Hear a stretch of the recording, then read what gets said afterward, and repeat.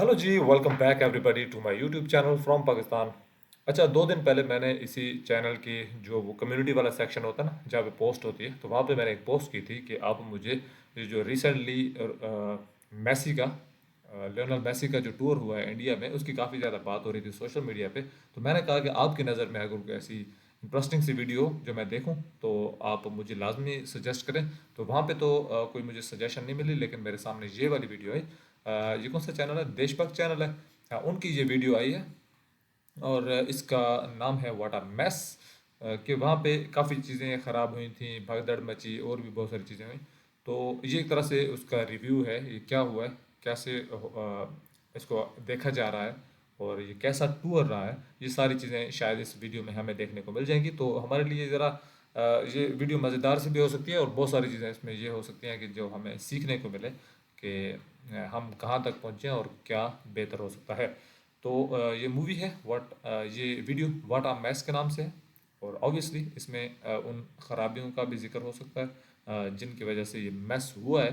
तो आइए देखते हैं क्या वजह बनी कि लियोनेल मैसी का इतने बड़े इस इवेंट पे, उसके टूर पर ये सब कुछ हुआ है। आइए वीडियो देखते हैं, हमें बिल्कुल सारा कुछ पता चल जाएगा। के ग्रेटेस्ट फुटबॉलर्स में से एक मेसी बीते कुछ दिनों में भारत में थे और कुछ ही दिनों में उन्हें टेस्ट ऑफ इंडिया भी मिल गया। कोलकाता के सॉल्ट लेक में हैवी क्राउड मिसमैनेजमेंट, मुंबई में बॉलीवुड का तड़का, दिल्ली में भर भर कर फॉग और पोल्यूशन, और फाइनली जामनगर में अंबानी परिवार का पावर भी दिखने को मिला। एक ठीक है। पैक शेड्यूल के बावजूद मेसी और उनके इंटर मायामी टीममेट सुआरेज और डीपॉल अच्छा। पूरे भारत में अपने फैंस से मिलने के लिए 4 अलग अलग शहरों में गए, इवेंट्स होस्ट किया, जिसमें वाह। कोलकाता, हैदराबाद, मुंबई और दिल्ली शामिल थे। हर जगह उनकी ठीक एक है। झलक पाने के लिए हजारों की भीड़ उमड़ पड़ी। फैंस उनकी एक झलक के लिए पागल हो रहे थे। मेसी बिल्कुल। की लोकप्रियता सबको मालूम है, एक्सेप्ट हाँ। कि वो लोग जो उनका इंडिया टूर ऑर्गेनाइज कर रहे थे शायद, और खास तौर पर कोलकाता के ऑर्गेनाइजर्स को मेसी के बारे में शायद नहीं मालूम था।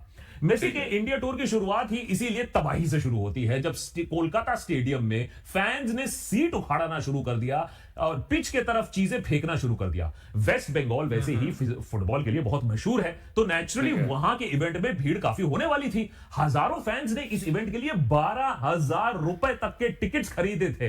इसके ओहो। बावजूद उनमें से ज्यादातर लोग मेसी को ठीक से देख तक नहीं पाए, क्योंकि जो उनका हाँ। छोटा सा स्टेडियम वॉक था, उस समय भी मेसी को ऑफिशियल्स, छुटभैया, नेतागण, सेलिब्रिटीज ने घेर के रखा था। और हाँ। जैसे ही ये सब देखकर भीड़ उत्तेजित होती है, मेसी को वहां से बाहर निकाल लिया जाता है। ठीक कोलकाता है। के अलावा देश के बाकी शहरों में भी मेसी के सिक्योरिटी को लेकर, क्राउड मैनेजमेंट को लेकर काफी तैयारी नहीं दिखी। उसके ऊपर वीआईपी कल्चर का जो लीचड़पना हमें दिखा।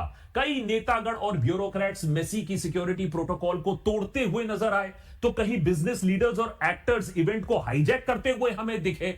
आम फैंस तो ऑब्वियसली गुस्सा होंगे। हाँ, होंगे, बिल्कुल ऐसे। मुंबई, हैदराबाद और दिल्ली में क्राउड मैनेजमेंट डेफिनेटली कोलकाता से बेटर था, लेकिन फिर भी हाँ। मेसी के इस गोट इंडिया टूर ने भारत के बड़े स्टार्स और बिग टिकट इवेंट्स होस्ट करने की क्षमता पर कड़े सवाल खड़े कर दिए हैं। सबसे पहला सवाल उठता है हमारे क्राउड मैनेजमेंट स्किल्स पर, क्योंकि ये सिर्फ कोलकाता का प्रॉब्लम नहीं है। इससे पहले भी हमने पुअर क्राउड मैनेजमेंट इसी साल देखा है, चाहे वो महाकुंभ में हो, दिल्ली हाँ। रेलवे स्टेशन में हो, या आरसीबी की आईपीएल विक्ट्री के बाद जो बिल्कुल। चिन्नास्वामी स्टेडियम के बाहर खून खराबा हुआ था। तो क्राउड मैनेजमेंट तो हमेशा से ही एक वो भारत के political party लिए में एक देखो। वीक स्पॉट रहा है, और लगता है हमने कुछ सीख नहीं ली है। उसके बाद कुछ कड़े सवाल उठते हैं हमारे वीआईपी कल्चर से भी, कि कैसे कुछ नेता, कुछ फैमिलीज, कुछ एक्टर्स, कुछ सेलिब्रिटीज ने मिलकर मेसी को उनके असली फुटबॉल फैंस, जिन्होंने हजारों के टिकट्स खरीदे थे, जो फुटबॉल से सच्ची में प्रेम करते हैं, उनसे इंटरैक्ट तक नहीं करने दिया। आम लोग उनकी एक झलक को तरस गए, जबकि ये सो कॉल्ड वीआईपीज उन्हें घेर कर बस खड़े रहे, फोटो खिंचवाते रहे। तीसरा सवाल उठता है कि किस तरीके से टूर में आखिरी दिन में जब वो दिल्ली आते हैं, तो यह दिखता है कि दिल्ली की हवा एक बड़ी सवाल बन जाती है, कि इस खराब हवा में क्या मेसी को खुले में घूमना चाहिए? क्या ये उनकी सेहत के लिए सेफ है? सोचिए, नेशनल कैपिटल में ये सारे सवाल उठ रहे हैं। अब ये सवाल फिर मेसी के फैंस ने स्टेडियम में सीधा रेखा गुप्ता से पूछ ही लिया। चौथा सवाल उठता है पर्सनैलिटी कल्ट और बिग टिकट इवेंट्स के अलावा, क्या इंडिया में फुटबॉल जैसा स्पोर्ट सच में इतना डेवलप्ड है जितना कि फुटबॉलर्स के हाइप और उनके अराउंड जो क्रेज हमें दिखने को मिला? अगर नहीं है तो फिर गैप कहां है, उसे कैसे फिल किया जाए? और फाइनली एक ऐसे समय में जब भारत ओलंपिक्स जैसे big ticket sporting events host करने की उम्मीद कर रहा है, वहां हमसे एक मेगास्टार की विजिट ठीक से हैंडल नहीं हो पाती है। F1 और मोटो जीपी इवेंट्स याद रखिए हमारे देश में हो चुके हैं, लेकिन वो दोबारा मुड़कर हमारे देश की तरफ नहीं आ रहे हैं। और अब हमने मेसी के टूर में भी भसड़ फैला दी, तो इंटरनेशनल एम्बैरेसमेंट तो जरूर हुआ है। और इसके बीच अब आप सोचिए कि बाकी स्टार्स आने वाले दिनों में इंडिया आएंगे या आने से बचेंगे। ओलंपिक्स तो दूर की बात है, इसीलिए देशभक्त के आज के एपिसोड में इन सभी चीजों पर डिस्कस करेंगे, क्या सॉल्यूशंस हो सकते हैं वो ढूंढने की कोशिश करेंगे। लेकिन उससे पहले जल्दी से मेसी के टूर पर, जो मेसी अफेयर बन गया, उस पर एक नजर डालते हैं। 13 दिसंबर मेसी और उनके इंटर मायामी टीममेट सुबह 2:30 बजे कोलकाता पहुंचते हैं और उनके आने के कुछ घंटे पहले से ही आप सोचिए कितना फैंडम है, पूरे रात में यह सब हो रहा है। कोलकाता की सड़कों पर लोग तैनात हो जाते हैं, जमा होना शुरू हो जाते हैं कि एक झलक कहीं मिल जाए मेसी की। भीड़ को देखते हुए सबसे पहले उन्हें अपने ही 70 फीट स्टैचू को वर्चुअली अनवेल करना पड़ता है, तो क्राउड मैनेजमेंट यहां से ही नहीं हो पाती है। उसके तुरंत बाद एक बड़े 5 स्टार होटल में वो जाते हैं, जब बॉलीवुड एक्टर शाहरुख खान से मिलते हैं, मोहन बगान सुपर जायंट्स के ओनर संजीव गोयनका से मिलते हैं। वहां क्राउड मैनेजमेंट बिल्कुल ठीक है। इसके बाद कोलकाता के आइकॉनिक सॉल्ट लेक स्टेडियम पर वक्त आता है उनके फैंस से मिलने का। यहां मौजूद फैंस ने हजारों के टिकट्स खरीद के रखे थे इस फुटबॉल लेजेंड को देखने के लिए। 80,000 से ज्यादा कैपेसिटी वाला यह स्टेडियम जैम पैक्ड था। प्लान के मुताबिक मेसी को स्टेडियम का एक लैप लेना था, लेकिन यहीं से चीजें बिगड़ने लगती हैं। सॉल्ट लेक स्टेडियम में अपने शॉर्ट स्टे के दौरान मेसी लगातार डिग्निटरीज और पॉलिटिशियंस से घिरे रहे, जिसके चलते स्टैंड्स में बैठे फैंस उन्हें ठीक से देख तक नहीं पा रहे थे। धीरे धीरे उनका फ्रस्ट्रेशन भी बढ़ने लगा और कुछ नाराज फैंस ने ऑफिशियल्स के खिलाफ बूइंग शुरू कर दी, साथ ही चेयर्स और बॉटल्स पिच के तरफ फेंकनी शुरू कर दी। जैसे ही सिचुएशन थोड़ा आउट ऑफ कंट्रोल लगने लगा, मेसी का स्टेडियम लैप कट शॉर्ट कर दिया गया और सिक्योरिटी ने उन्हें जल्दी स्टेडियम से बाहर निकाल लिया। इस पूरे केओस के बीच में मेसी सॉल्ट लेक स्टेडियम में महज 20 मिनट तक ही मौजूद रहे, जिसकी वजह से फैंस और गुस्सा हुए, ऑर्गेनाइजर्स पर फिर बरसे। Almost immediately Mamata Banerjee situation को समझते हुए उन्होंने पब्लिक अपॉलॉजी इशू की। उन्होंने सॉल्ट लेक में स्टेडियम में हुए इस मिसमैनेजमेंट पर हैरानी और अफसोस जताया। मेसी और उनके फैन से माफी मांगी। पूरे इंसिडेंट की जांच के लिए एक इंक्वायरी कमिटी भी अनाउंस कर दी। पुलिस के मुताबिक कोलकाता के इवेंट ऑर्गेनाइजर को अरेस्ट कर लिया गया। सिटी कोर्ट में शतद्रु दत्ता को 14 दिन की पुलिस कस्टडी में भी भेज दिया है। लेकिन अनफॉर्चुनेटली तब तक डैमेज हो चुका था, तब तक छीछा लेदर हो चुका था। 2011 के बाद मेसी पहली बार इंडिया आए थे और आते ही पहला इवेंट भारत के लिए ग्लोबल एम्बैरेसमेंट बन गया। दुनिया भर की मीडिया हेडलाइंस में यह खबर छपी। सोशल मीडिया पर दुनिया भर के उनके फैंस ने हमारा मजाक भी उड़ाया। वैसे कोलकाता में मेसी के आने से जो क्राउड मिसमैनेजमेंट हमने देखा, वो कोई अनप्रेसिडेंटेड फेलियर नहीं था, बल्कि ऐसे हादसे शहर के स्पोर्टिंग हिस्ट्री में एटलीस्ट 2 बार हो चुके हैं। इससे पहले जो इंसिडेंट हुआ था 1977 में, जब हमने देखा फुटबॉल लेजेंड पेले आए थे कोलकाता, ईडन गार्डन्स ही आए थे। ईडन गार्डन्स की कैपेसिटी उस वक्त भी बहुत ज्यादा थी, लेकिन एग्जीबिशन मैच से पहले ही स्टेडियम के बाहर इतनी भीड़ जमा हो गई थी कि पुलिस को इमरजेंसी मेजर्स लेने पड़े। उस वक्त की न्यूज़पेपर रिपोर्ट्स अगर आप खंगालेंगे तो आपको पता चलेगा कि हजारों की संख्या में फैंस बिना टिकट्स के गेट्स को तोड़ने की कोशिश करते हैं, बैरिकेड्स गिराते हैं और अथॉरिटीज को क्राउड कंट्रोल के लिए सिचुएशन को कंट्रोल करने में बहुत दिक्कत आती है। लेकिन फिर भी केओस के बावजूद पेले का मैच होता है। उस समय 3 दशक बाद कुछ चीजें बदलती नहीं है। मैराडोना के विजिट के टाइम पर भी कोलकाता ने यही साइकिल रिपीट की। 2008 में फिर और 2017 में जब मैराडोना कोलकाता आते हैं, उनके पब्लिक अपीयरेंसेस फुटबॉल इवेंट से ज्यादा चर्चे में रहते हैं। Netaji indoor stadium, Eden garden जैसे वेन्यू पर क्राउड जमा होता है और उसके साइज और बिहेवियर का रियलिस्टिक असेसमेंट ऑर्गेनाइजर्स के पास फिर से नहीं था। मीडिया रिपोर्ट्स के मुताबिक मल्टीपल ओकेजन्स पर एंट्री पासेस के बिना लोग अंदर घुसने की कोशिश करते हैं। वीआईपी एक्सेस जोन्स को ब्रीच किया जाता है। मैराडोना के कॉन्वॉय को रोककर सेल्फी लेने की कोशिश की जाती है और ट्रैफिक और सिक्योरिटी दोनों ही पैरालाइज हो जाते हैं। इन दोनों केसेस में एक कॉमन फैक्टर होता है, कोलकाता का इमोशनल रिलेशनशिप विद फुटबॉल। अच्छी बात है, पेले, मैराडोना सिर्फ प्लेयर्स नहीं है, वो फुटबॉल फैंस के लिए ऑलमोस्ट माइथोलॉजिकल फिगर्स हैं, डेमी गॉड्स हैं। लेकिन स्टेट पुलिस, सिक्योरिटी स्टाफ इस इमोशनल इंटेंसिटी को समझने में क्यों फेल हो जाते हैं हर बार? प्लानिंग पेपर पर क्यों रह जाती है हर बार? ऑन ग्राउंड एग्जीक्यूशन रिएक्टिव क्यों होता है, प्रोएक्टिव क्यों नहीं होता है? Crowd segregation, staggered entry, controlled media access, buffer zones जैसे कॉन्सेप्ट हमारे देश में क्यों नहीं दिखते हैं? जो फर्क है वो सिर्फ ये है स्केल का। 1977 और 2008-2017 के बीच में इंडिया का पॉपुलेशन, मीडिया की रीच, सेलिब्रिटी जो हमारा ऑब्सेशन है वो एक्सपोनेंशियली बढ़ चुका है, लेकिन क्राउड मैनेजमेंट फिलोसॉफिकली वहीं का वहीं पड़ा हुआ है 50-100 साल पहले। इसीलिए जब फिर से ऐसा विजिट होता है, मेसी कोलकाता आते हैं तो बैरिकेड्स टूटते हैं, अनकंट्रोल्ड क्राउड्स हमें दिखते हैं, लास्ट मिनट सिक्योरिटी टाइटनिंग जैसे सीन्स हमने अब इस समय देखा। ये तो सिर्फ एक एडमिनिस्ट्रेशन की फेलियर नहीं है, ये एक लॉन्ग रनिंग इंस्टीट्यूशनल डीके का सिर्फ हम एक एक्सटेंशन देख रहे हैं। चलो ये तो हो गई क्राउड की गलती। अब आते हैं उससे भी ज्यादा बड़ी गलती पर। ग्लोबल स्पोर्टिंग इवेंट्स की एक बेसिक प्रिंसिपल होती है, होस्ट इनविजिबल रहता है, इवेंट विजिबल होता है, स्पॉटलाइट एथलीट पर रहता है, स्पोर्ट पर रहता है, लोगों के एक्सपीरियंस पर रहता है। होस्ट का काम होता है स्मूथ बैकग्राउंड एग्जीक्यूशन, फॉरग्राउंड में रहना नहीं। इंडिया में अक्सर ये जो इक्वेशन होता है ये पलट दिया जाता है, इवेंट से ज्यादा होस्ट दिखना चाहिए और एथलीट भी कभी कभी साइड कैरेक्टर बन जाता है, सबको अपने नंबर कमाने होते हैं। कोलकाता से बच बचाकर निकलते मेसी की बाकी शहरों के इवेंट्स में हमने ये पर्टिकुलर एस्पेक्ट खास तौर पर देखा। हैदराबाद और मुंबई में क्राउड मैनेजमेंट जरूर बेहतर था, लेकिन यहां फैंस की दिक्कत भीड़ नहीं, वीआईपीज बन गए। एक्टर्स, पॉलिटिशियंस, उनकी फैमिलीज, इन सबको मेसी के पास जाने की इजाजत थी, उनका हक था, जबकि जेन्युइन फैंस दूर से खड़े होकर बस एक झलक पाने की कोशिश कर रहे थे। कुछ केसेस में ये फ्रस्ट्रेशन भीड़ ने नेताओं को बू करते हुए दिखाया। मुंबई के इवेंट के बीच में जब महाराष्ट्र के चीफ मिनिस्टर देवेंद्र फडणवीस को क्राउड को एड्रेस करने के लिए माइक दिया गया तो इमीडिएटली क्राउड का रिएक्शन सामने आ गया। नमस्कार मुंबई। ऑब्वियसली ये कोई पॉलिटिकल रैली तो थी नहीं जिसमें नेताजी को माइक पकड़ा दे, नेताजी वहीं चालू हो जाए अपने जुमलों में, लेकिन नेताजी तो नेताजी ठहरे, माहौल को जल्दी से भाप लिया और गणपति बप्पा के पैर पर पड़ गए। गणपति बाप्पा। वाह, मास्टर स्ट्रोक खेल दिया। नेताजी भी जानते हैं कि गणपति पापा के पीछे वो बच जाएंगे, नहीं तो भीड़ चबा खाएगी। घंटी का पूर्ण इस्तेमाल कोई इनसे सीखे। तो ये तो अच्छा इन्होंने फ्रंट फुट पर खेल दिया।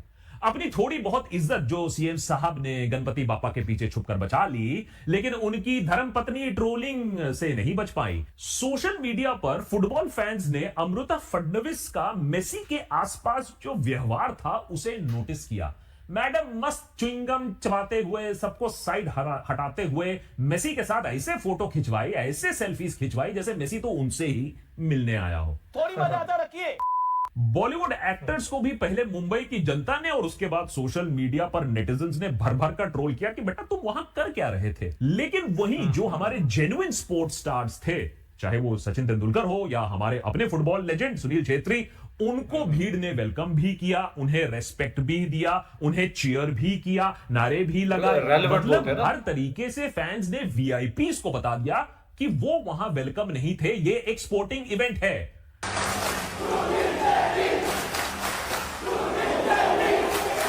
फाइनली दिल्ली में वीआईपीज ने मेसी को घेरा तो दिल्ली वालों ने कहा आओ हम तो रेखा गुप्ता जी को घेरे में ले लेते हैं। जैसे ही रेखा गुप्ता जी, सीएम मैडम जी एंट्री लेती हैं स्टेडियम के अंदर, फैंस AQI चिल्लाना शुरू कर देते हैं। चारों तरफ से एक ही आवाज की गूंज हमें सुनाई देती है। जैसे जैसे दिल्ली पुलिस ने, याद रखिए, इंडिया गेट पर तो पोल्यूशन एक्टिविस्ट को हटा दिया था, जेल में डाल दिया था ताकि मैडम तक बात ना पहुंचे, लेकिन यहां मैडम खुद ही शेर की गुफा में घुस गई। अब पूरे स्टेडियम को तो दिल्ली पुलिस जेल में नहीं डाल सकती है, पता नहीं एडिटर, आजकल कुछ भी हो सकता है। ये फंस गया सीएम। दिल्ली वालों का गुस्सा भी जायज है। जहां एयर क्वालिटी रोज नए लोज टच कर रही है, कुछ दिन तो 1000 AQI तक हम पहुंच जा रहे हैं, वहां सीएम रेखा गुप्ता और उनकी मंत्रिमंडल कहते उल जलूल बातों पर हमें बिजी रखते हैं, फजीहत अपनी करवाते रहते हैं। कभी मंत्री कोई कहता है कि पानी स्प्रे करने से AQI रीडिंग टेम्पर नहीं होता है, कभी AQI टेम्परेचर बन जाता है, तो कभी मैडम ये कहती हैं कि देखो हमने तो एक्चुअली अच्छा काम किया है। और AQI एक ऐसा आपका टेम्परेचर है, आपको जो किसी भी इंस्ट्रूमेंट से पता चलता है। Watering is the only solution, जो हम भी कर रहे हैं, जो पिछली सरकारें भी करती थी, और वो हॉटस्पॉट पे ही होता है, जहां सबसे ज्यादा पॉल्यूशन होगा वहीं तो आप सफाई करेंगे। अब आप सोचो कि इतने AQI में एक दिन भारत देश ओलंपिक्स होस्ट करेगा, बड़े बड़े स्पोर्टिंग इवेंट होस्ट करेगा, तो ये कैसे हो सकता है? खैर, इन सभी इंसिडेंट से एक बात तो साफ हो जाती है, इंडिया में सेलिब्रिटीज की इज्जत, उनकी फैन फॉलोइंग भले ही बहुत ज्यादा हो, लेकिन हर स्टेज उनका स्टेज नहीं होता है, हर प्लेटफॉर्म को वो अपना नहीं समझ सकते हैं। आम लोगों ने इस बार ये डिस्टिंक्शन साफ तरीके से दिखा दी कि आप फिल्म स्टार हो तो आपकी रिक्वेस्ट वहां की जाएगी, आप पॉलिटिशियन हो तो आपकी इज्जत पॉलिटिकल रैली में की जाएगी, एक स्पोर्ट रिलेटेड स्टेज में आप अपना पार्टी ऑफिस बनाने की कोशिश ना करो, आपकी जरूरत यहां नहीं है। लेकिन भारत में कुछ वीआईपीज भीड़ से भी आगे हैं, जैसे कि अंबानी फैमिली। एक तरफ जहां शाहरुख खान, सचिन तेंदुलकर जैसे स्टार्स को भी मेसी से मिलने के लिए इवेंट्स में जाना पड़ा, वहीं अनंत अंबानी के स्पेशल इनविटेशन पर मेसी सीधा जामनगर के वांतारा जू पहुंच जाते हैं। मतलब क्या बात है। सारी दुनिया एक तरफ और देश की फर्स्ट बिजनेस फैमिली एक तरफ। मेसी बोर होगा अपने घर में, अब वो भारत आया है तो हाजिरी लगाने के लिए जामनगर तो जाना पड़ेगा ना, अगर साहिब ने बुलाया है तो। मेसी के टूर से एक और चीज पर फोकस फिर से साफ हमें दिखने लगा, और वो है भारत में फुटबॉल और बाकी नॉन क्रिकेट स्पोर्ट्स की हालत। मेसी के फैंस तो हजारों की संख्या में थे, लेकिन क्या यही फैंस सिर्फ स्टार के फैंस होते हैं या स्पोर्ट के असली फैंस होते हैं? कहने का मतलब यह है कि जितने लोग भारत में मेसी के इवेंट को अटेंड करने के लिए गए, अगर उनमें से आधे लोग भी इंडिया के फुटबॉल लैंडस्केप को डेवलप करने के लिए बात करें, सवाल उठाएं, संघर्ष करें, जेन्युइन कंसर्न दिखाएं, तो शायद आज भारत में फुटबॉल काफी बेटर पोजीशन पे होता जिसमें अभी वो है, जिस दलदल में आज वो फंसा हुआ है। मेसी के 3 दिन के विजिट का मिलाकर अगर आप देखा जाए तो भारत के लोगों ने करीबन 23 करोड़ रुपीस सिर्फ उनके स्टेडियम में हाथ हिलाने और उन्हें एक झलक दिखलाने में खर्च कर दिया। मैंने स्पेंडिंग पावर है। लेकिन दूसरी तरफ एक महीने पहले ऑल इंडिया फुटबॉल फेडरेशन को इंडियन सुपर लीग ISL को चलाने के लिए 37 करोड़ रुपीस का रिक्वेस्ट फॉर प्रपोजल निकाला था, जिस पर किसी ने कोई इंटरेस्ट नहीं दिखाया, फीजिबल नहीं है कहा। खैर, मैं ये क्लियर कर दूं कि मैं ये नहीं कह रहा हूं कि जो लोग मेसी से मिलने के लिए पैसे दे रहे हैं वो गलत है। अरे, आपका पैसा है, आपके सपने हैं, खर्च करिए। मैं बस ये बताने की कोशिश कर रहा हूं कि भारत में फुटबॉल के इकोसिस्टम में पैसा है।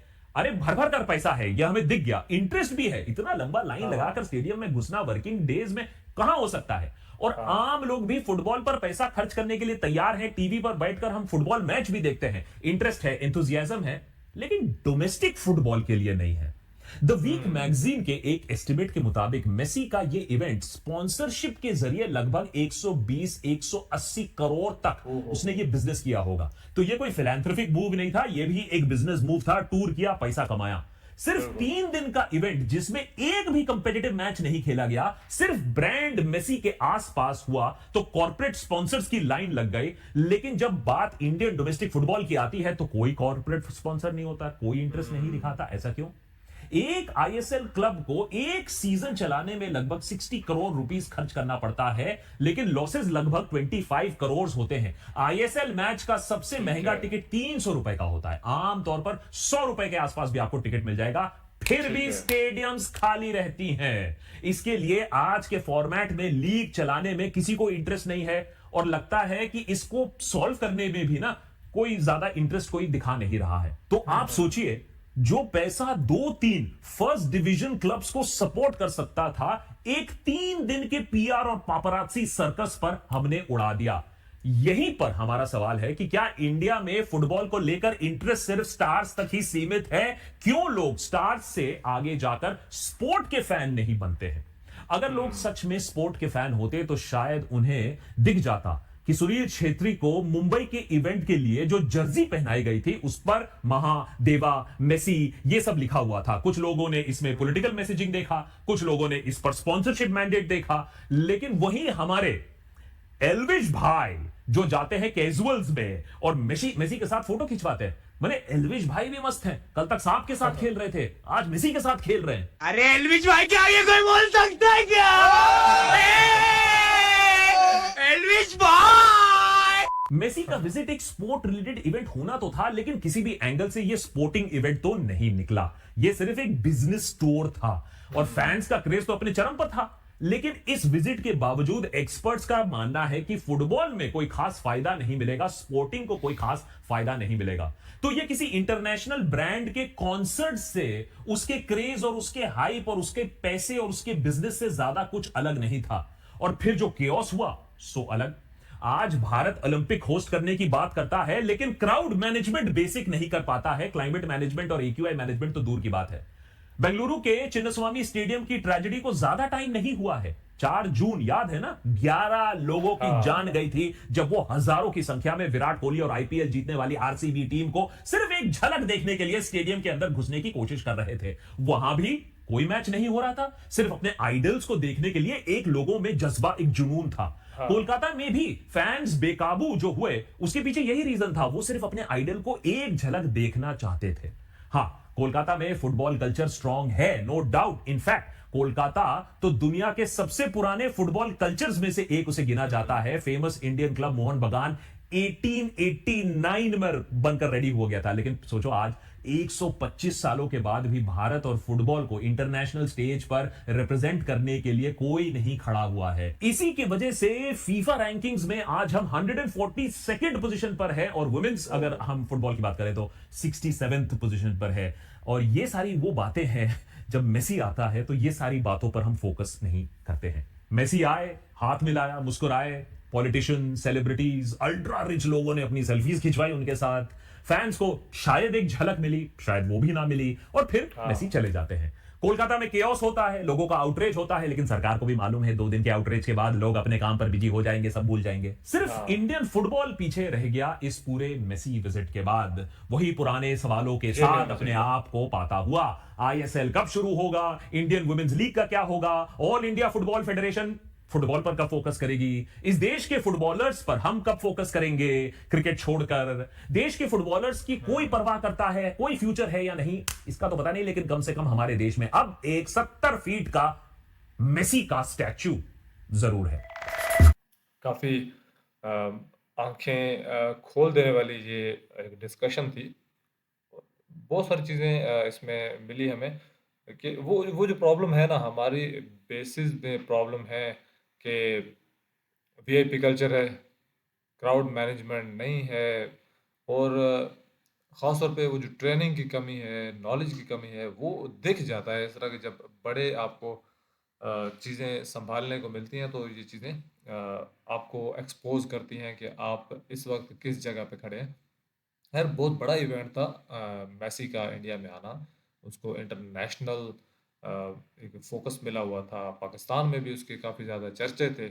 लेकिन जो पहला ही ये कोलकाता स्टेडियम में ये जो कुछ हुआ ना, तो वो भी फ़ौरन ही सोशल मीडिया की ज़ीनत बना हुआ था उसी दिन ही, कि पहला दिन और पहले दिन ये वाला वहाँ पे इस्तकबाल हुआ, तो जो एक ऑब्वियसली इंटरनेशनली एक अच्छा मैसेज नहीं गया। तो इन चीज़ों पे वाकई काम करने की ज़रूरत है। ये सारे सॉल्यूशंस भी हमने डिस्कस किए इस वीडियो में। तो ये सारी चीज़ें इन पे ध्यान देना चाहिए। बाकी ये है कि वीआईपी कल्चर जब तक है, बहुत सारी चीज़ें सही नहीं हो सकती। जो मर्ज़ी आप करते रहें, जब बुनियाद गलत होगी तो ऊपर जितना मर्ज़ी मेकअप करते रहो, वो चीज़ें छुपती नहीं हैं। वो चीज़ें फ़ैन को, जो एक रियल चीज़ को देखने के लिए आए हुए थे, जो जो क्रेज़ है रोनाल्डो को लेके, मेसी को लेके, जो फुटबॉल फैंस में, उसने कहीं ना कहीं पे उसका कैथारसिस होना था। जब उनको वो झलक नहीं मिली, उनके पैसे ज़ाया हुए, और ख़ास तौर पे वो जो रिस्पेक्ट होती है ना, वो जब उस फ़ैन को भी नहीं मिलती, तो उसने कहीं ना कहीं उसकी भड़ास निकालनी होती है। तो जब वो एक चीज़ होती है, किसी बंदे ने बू किया होगा, किसी ने कुछ पेपर फेंके होंगे, फिर एक बंदे ने कुर्सी उखाड़ के फेंकी होगी, उसके बाद वो जो स्नोबॉल इफेक्ट होता है, फिर एक के बाद एक चीज़ें शुरू हो जाती हैं और ये काम बढ़ जाता है। यहाँ से मुझे याद है कि वो जो शुएब अख्तर वाला वाक़या भी, तब भी आई थिंक ये कोलकाता स्टेडियम ही था, कि जब वो पहली बॉल पे तेंदुलकर को आउट किया था शुएब अख्तर ने, तो तब भी ये वाला मामला हुआ था। स्टेडियम में आग भी लगा दी थी फैंस ने। तो ये भी वहीं पे चलता है। और उसके बाद वो पीछे हिस्ट्री में भी, अभी ये जैसे हम डिस्कस किया कि मैराडोना के साथ हुआ, पहले के टूर पे भी ये सारा कुछ हुआ। तो इन चीज़ों से सीखना चाहिए। हम बहुत आगे आ चुके हैं, उन बातों को 20-20, 30-30 साल गुजर चुके हैं। अब तो स्मार्ट तरीक़ाकार आ जाते हैं क्राउड मैनेजमेंट के। उसके अलावा जो मैनेजमेंट होती है, जो होस्ट होता है, उनके पास वो जो पूरा एक उसका स्कोप बना होता है ना कि क्या कितने लोग आएंगे, ये जो आने वाली जो एक सेलिब्रिटी है, पर्सनालिटी है, उसके चाहने वाले कितने होंगे, इसका कितना रिएक्शन आ सकता है, तो उसके मुताबिक वो पहले से मैनेजमेंट की जाती है। तो लेकिन ये सारी चीज़ें बताती हैं, एक दफ़ा झंझोड़ के जाती हैं। अगर कोई सीखने वाला हो तो ठीक है, नहीं तो फिर नेक्स्ट वाक़ये का इंतज़ार किया जाता है। खैर, आपको वीडियो कैसी लगी आप कमेंट में अपनी राय दीजिएगा। मिलेंगे नेक्स्ट बेहतरीन सी वीडियो में, तब तक के लिए बाय बाय।